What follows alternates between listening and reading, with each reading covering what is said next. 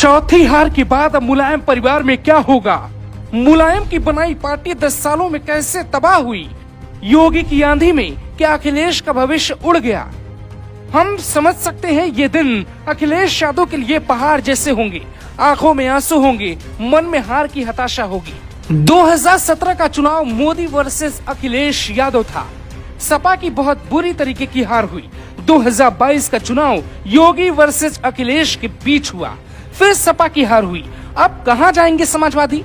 Party का क्या होगा? अखिलेश यादव का पार्टी पे पूरी तरह से नियंत्रण है। शिवपाल का ये लटका हुआ चेहरा मुलायम सिंह यादव अब सियासत में सक्रिय नहीं है। अखिलेश के बाकी चचेरे भाइयों की हालत बहुत खस्ता है। एक मोदी, एक योगी ने यादव परिवार की हंसती खेलती राजनीतिक कुटिया को पूरी तरह से उजाड़ दिया है। कुछ साल पहले तक मुलायम परिवार की चांदी थी, लेकिन मोदी युग के बाद से सब आंधी में तबाह हो गए। खुद अखिलेश का भविष्य संकट में है। क्या से क्या हो गया? अखिलेश अपना हर हथियार चल चुके हैं, लेकिन ना तो वार योगी पे कर पाए और न ही वार मोदी पर। अब कोई रास्ता बचा नहीं, विकल्प नहीं है।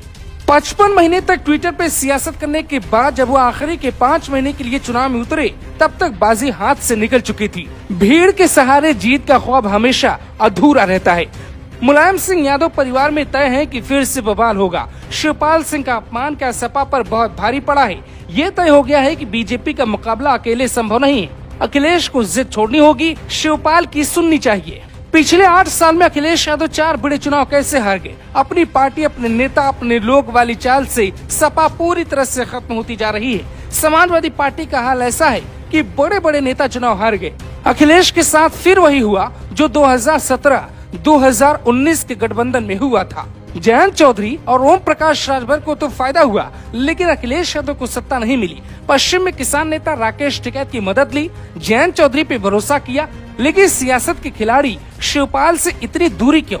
हमारी टीम पूरे चुनाव में सपा से जुड़े कई सवाल उठाती रही, लेकिन समाजवादी रिपोर्ट को देख भाजपाई बोल आगे बढ़ जाते थे, जबकि सत्य ये है कि अखिलेश को खुली आंखों से ये सब देखना चाहिए। अब सवाल उठता है कि अखिलेश यादव की रैली में जो भीड़ थी वो कहां गायब हो गई? सपा से ऐसी क्या गलती हुई कि चुनाव हार गए? कुछ सीटों पे शानदार उम्मीदवारों ने बीजेपी को घेरा, तो ज्यादातर सीटों पे सपा की रणनीति बीजेपी को घेरने में नाकाम रही। बीजेपी की टाइम मशीन में अखिलेश बुरी तरह फंस गए। बीजेपी ने नेताओं की फौज उतार दी और अखिलेश अकेले पड़ गए। हम आपको बताते हैं अखिलेश योगी में अंतर क्या है, जिसके कारण अखिलेश योगी को मात नहीं दे पाए। पहला अंतर, योगी की पकड़ हर जाति में है, यहाँ तक कि यादवों ने भी योगी को वोट किया।